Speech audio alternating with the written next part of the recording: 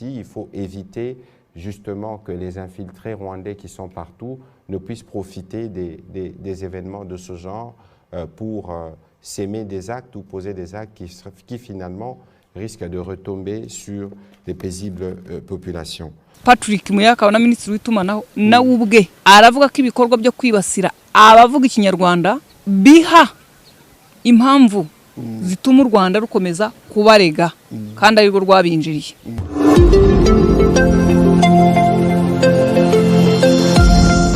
Ijabo Life Center ni umujyanama ku myitwarire yirukana umuze mu mubiri ugacukubiri n'indwara za hato na hato.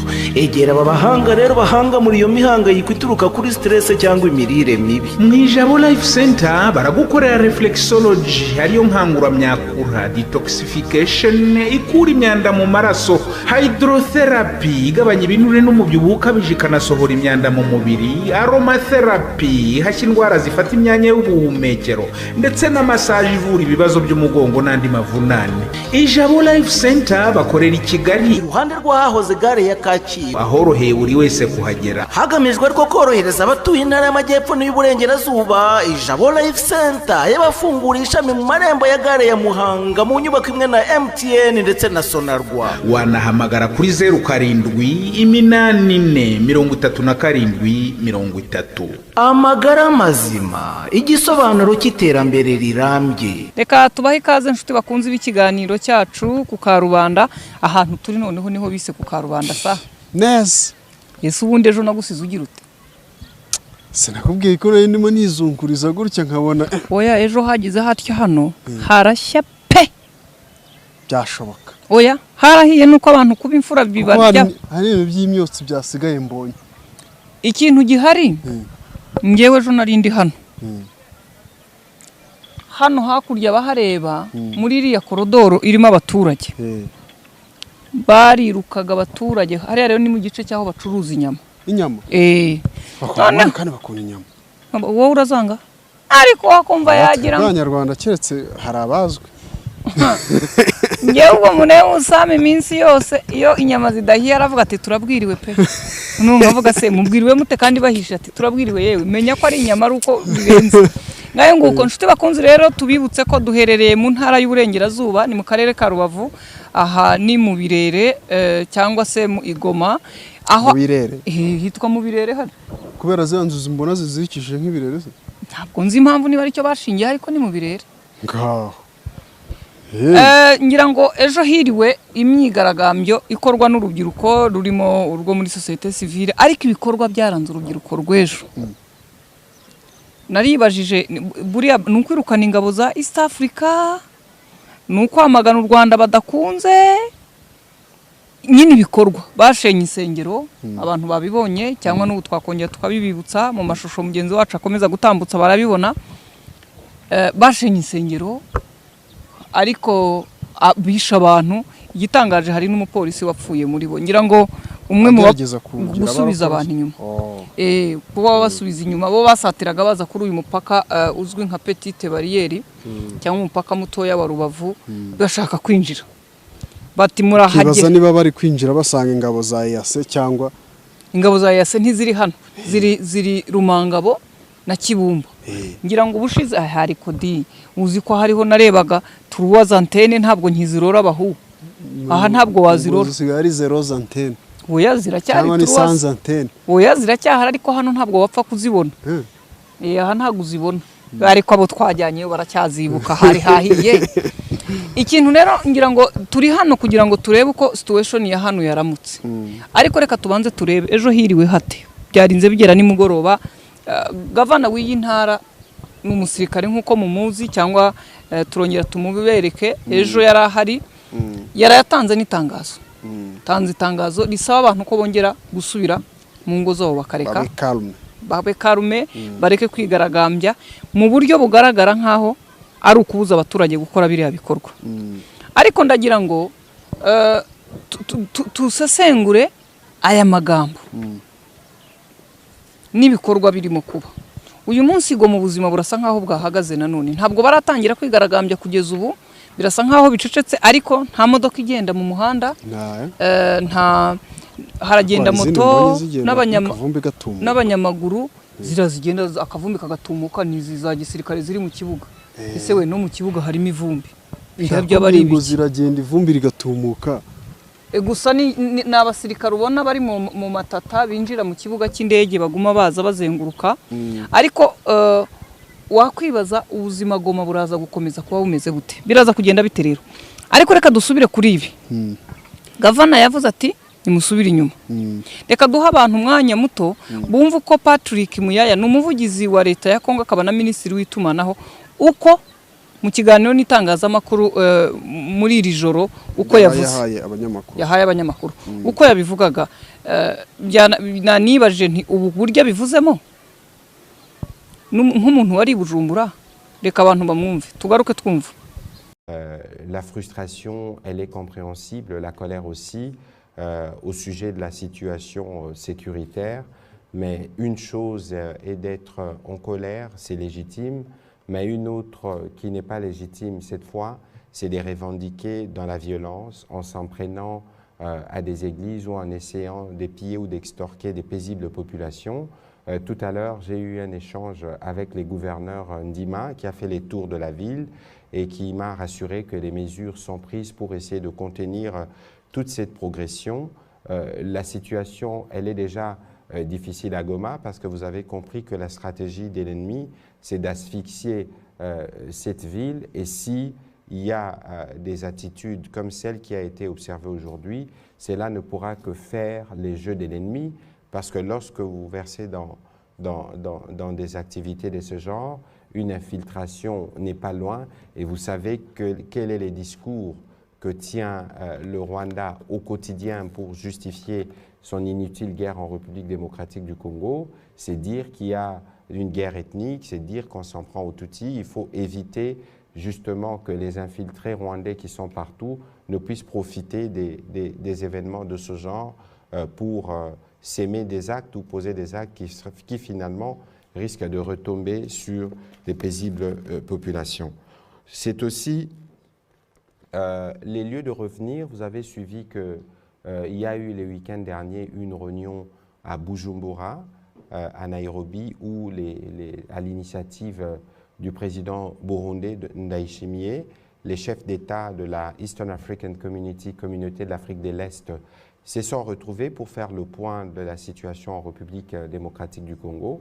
Vous avez vu le communiqué qui en est ressorti, mais vous avez vu aussi la mise au point qui a été faite par mon collègue des Affaires étrangères, Christophe Lutundula, parce que ce qui a été ressorti dans les communiqués ne reflétait pas l'esprit de ces échanges. Ce n'est pas la première fois que nous ayons des soucis de ce genre. La dernière réunion à Sharm el-Sheikh, les choses n'ont pas été rendues de cette manière-là. D'ailleurs, le collègue des Affaires étrangères a été instruit notamment par le président de la République pour les notifier au secrétaire général de la Eastern African Community. Banyamahoteli abafite za apartment ndetse namwe mwese mukunda kurara heza ntibikiri ngombwa gutakaza umwanya n'amafaranga mutumiza matera za Rasoro hanze y'igihugu kuko Kilan International Company Limited irabakorera matera za Rasoro ku rwego mpuzamahanga kandi ku giciro gito. Bafite matera mu bipimo bitandukanye ndetse banakora komande ko bafite ingano yihariye y'ibitanda. Iyo uguze matera y'uruganda Kilan International uhabwa garanti y'imyaka 5 kuko bizeye ubuziranenge bw'ibyo bakora.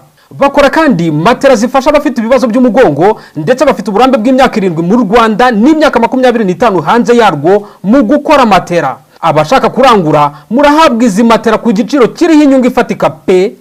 Kilan International bakorera Kicukiro Sonatibe ku muhanda ujya Kicukiro Centre ahateganye na station Meru. Mushaka ibindi bisobanuro ni muhamagare 0784 83 27 40. Kilan International Limited nta mpamvu yo guhendwa na matera zitajyanye n'igihe tugezemo. Ngira ngo Patrick wamwumvishe. Yego. Nagerageje kugira urabona muri iyi minsi ningewe muntu se muri Gifaransa niringara. Kira gisigaye cyarancanze bashyiremo na karingara. Uyiringara se? Oya, none se gese. Urugutumvishe n'uruhese. Niringara. N'ubuntu bujya kuvangamo ubuntu umeze. Oya niringara ndarise. Sinari basemuriye hagashya umuriro kaka. Arasa nkaho yatangiye avuga ko ako barakiko mu Rwanda. Oya Rwanda toujours. Yavuze ko byatewe iriya myigaragambyo. Yatewe n'uburakari bamwe mu rubyiruko baterwa n'uwabinjiriye frustration bigatuma habaho kwibasira insengero, kwiba amaduka. Ariko yavuze ko kandi ubwo nari nabigereranije, yanabwiye guverineri Ndima amwemerera ko bagiye gusubiza ibintu mu buryo. Mbese navuga ngo ikintu kirimo gikomeye nuko agaragaza ko gukora ibikorwa by'urugomo no kwibasira abanyarwanda cyangwa bavuga ikinyarwanda ubwoko bw'abatutsi ari uguha icyuho u Rwanda kugira ngo rubone ibirego rugira rurega Kongo. Aha ndagira ngo aya magambo tuyumve neza. Ariko nabo basi wenda baranabona yuko hari uko kwibasira abantu b'igice runaka. Egiza gitoma barabibona hariyo nkuko nari mvuze exactly mwiringara babivuga bati tata we abaziringara haroha bari bambwira ukuntu babivuga nkuko mvuze ngo niko kuri nkuko icyambere nuko umuvugizi wa leta ya Kongo bwana Patrick Muyaka na ministri w'itumanaho na ubwe aravuga ko ibikorwa byo kwibasira abavuga ikinyarwanda nabo mu bwoko bw'abatutsi byahurwaho biha impamvu zituma u Rwanda rukomeza kubarega kandi ari rwo rwabinjiriye. Nibura remera ko hari ibikorwa urwo rubyiruko rukora byatsa ubuzima abari muri ubwo bwoko. Bashenye insengero z'abanyamurenge, zira nsengero mwabonye zisenywa zisengeramo ngo abanyamurenge benshi. Kandi abanyamurenge irigara abatutsi, abanyamurenge irigare kuvuga ikinyarwanda.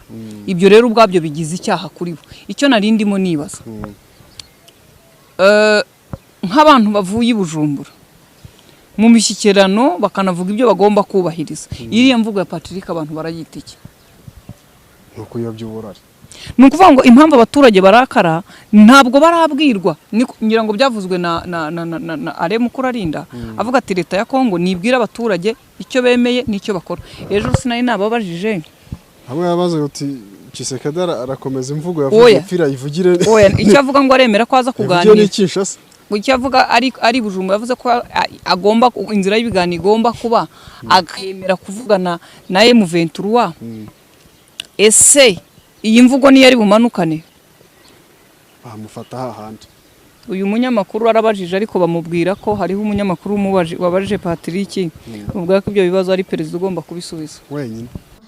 Est-ce qu'on a déjà assisté au dernier conseil du ministre du gouvernement Sama 1? Alors, je ne suis pas celui qui convoque le Conseil de ministres. Cette question, il faudra la poser au président de la République. Ibi birimo biraba mu gihe abantu benshi bibaza ngo biraza kugenda bite. Iyi ntambara irarota umunsi ku wundi. Mwa bantu mwe turi hano hafi kugira ngo impinduke ibe. Ariko katuvuge kuri uyu mupaka. Uyu mupaka wa Petite wari umwe mu mipaka uyambutsa abantu benshi. Wabaga ari umupaka wa kabiri ku isi wambukira abantu benshi. Ubu noneho ibintu bya imodoka by'abantu bafite ubumuga bajya batwaraho imizigo cyangwa amagare ko bayita amagare buriya ntago ari imodoka. Aba yose bayaparitse inyuma isoko. Araparitse. Icya kabiri muri immigration y'ucu ukabona haciye umuntu umwe, hari igihe ashobora kuba ari umukongomani utashye. Gusa umupaka urafunguye.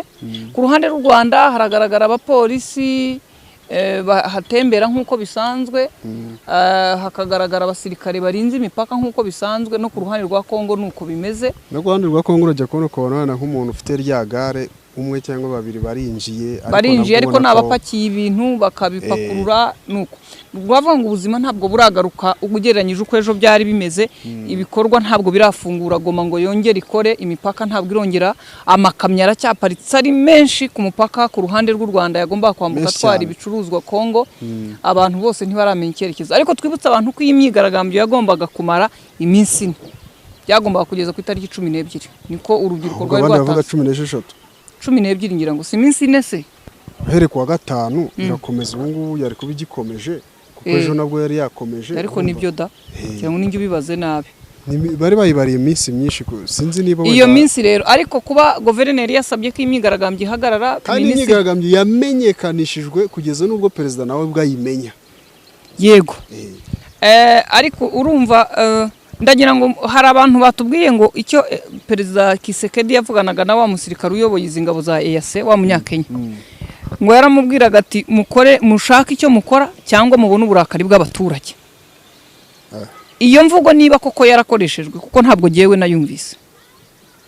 Aho ko yaba ameze nk'uri kubakanga. Oya ntabwo ari kubakanga.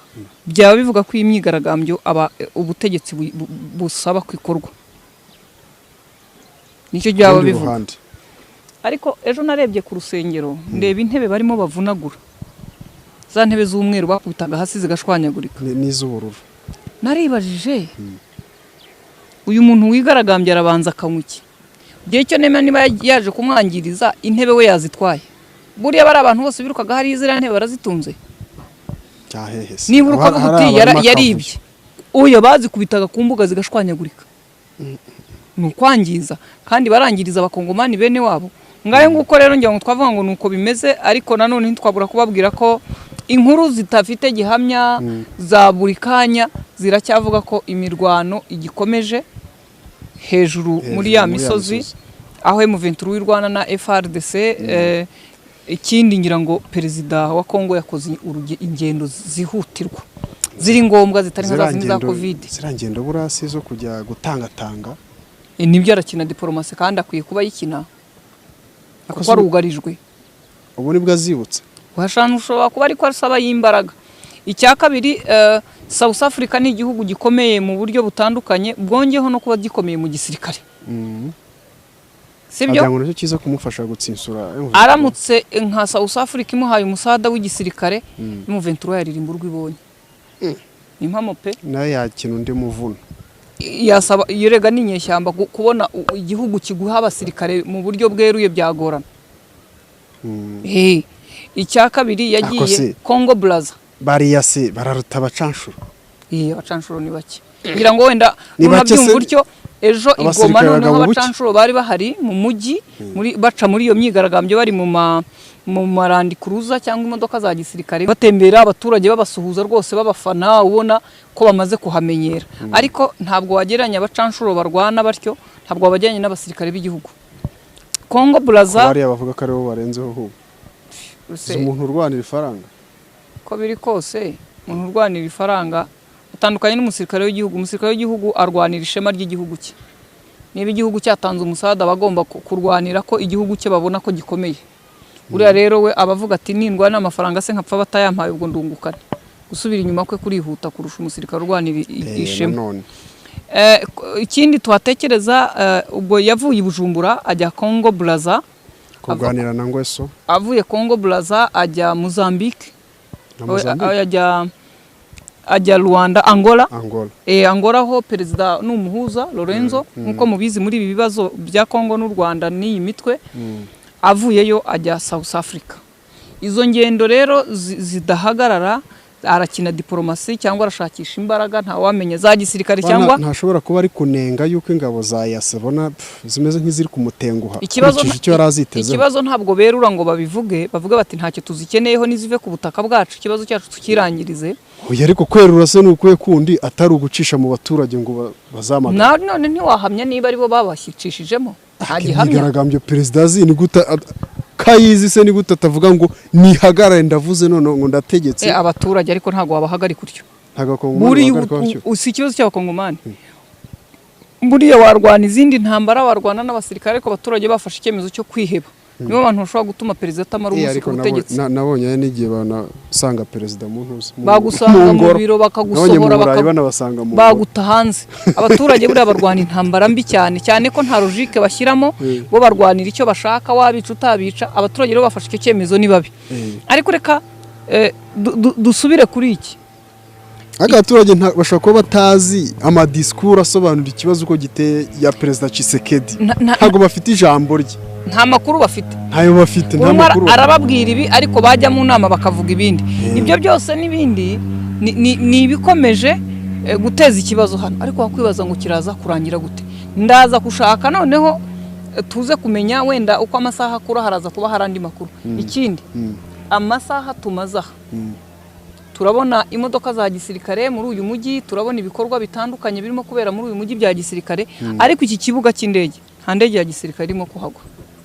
burasa nuko ntayihari cyangwa bavuga ati tutayigurutsa ikaza nta helicopter nimwe iraza hano ya gisirikare usibye indi ya Monisco yagaragaye ejo bundi gihe yaraswaga ngira ngo na Monisco niyo irimo kuza ikindi Kongo yasohoye itangazo rivuga ko M23 ariyo yarashe ya ndege ya Monisco ibyo rero ngira ngo turaza gushakisha bwana Canisius ku murongo wa telefone cyangwa atubwire niba imisozi yarasiwemo bahari cyangwa Lawrence Kanyuka uri bubashe kuboneka ku murongo wa telefone kugira ngo tubaze kuri icyo indi mpamvu ikomeye ishobora gutuma ngo nta ndege ya gisirikare irimo kuza hano inyeshyamba zishobora kuba ziri ahantu hashoboka ko kubasha kurasa indege bishoboka ya gisirikare z'igisivilizo nta kibazo bafitanye ariko izo za gisirikare ni ukongerera imbaraga hano indi nkuru ihari tutarahagararaho nuko abavuga ururimi rw'ikinyarwanda n'abanyarwanda bari Bukavu bahawe iminsi igera ngo kuri 5 ko bamaze kugurisha ibyabo bakahava bakajya bagasubira iwabo nyine bakahava nkuko birukana n'abandi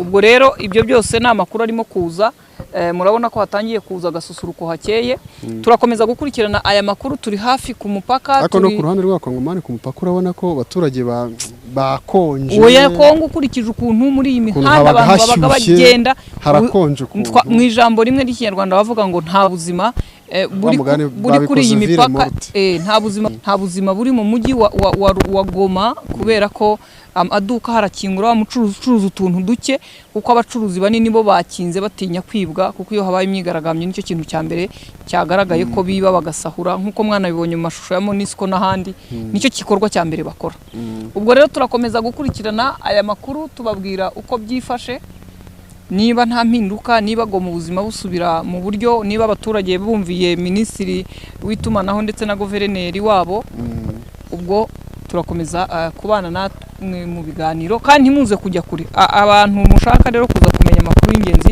turabasaba ko muza gukanda kuri subscribe akanyenyeri ariko ntikaburiho wa ubwo rero abo tubanye muri ibi bice birimo imyigaragambyo n'abaturage cyangwa n'izindi mvuru zitandukanye komeze kubana natwe ntimuze kujya kure isaha ku yindi inkuru zirakomeza kuza turabashimiye mugira ibihe byiza Discovery Mutesi nanjye Samuel Mutungire Torinsu uzi ko izi design nzizi mu mijyi ikomeye iyo za Singapore inaha natwe dusigaye dufite abahanga muri finishing ndabibona rwose ntubonere ibuye n'aya marangi yego aya mabengeza tuyakesha Home Finishing Company Limited basirimu y'u Rwanda pe Home Finishing Company Limited inzobere mu kongerera agaciro inyubako kubera finisage itagira ukwisa bakugira inama kwibuye cyangwa irangi bikwiye inzu yawe maze abafundi babo b'abahanga bakayiryoshya aya mabuye ya design n'aya marangi kimwe n'ibindi bikoresho by'ubwubatsi biha agaciro aho mutuye n'aho mukorera ni mu bigure ku giciro cyiza muri Kenkayeri Home Finishing Company Limited mu karere ka Gasabo batsinda hafi ya gare imbere y'umusigiti telefone yo ni 0788629219 Home Finishing Company Limited.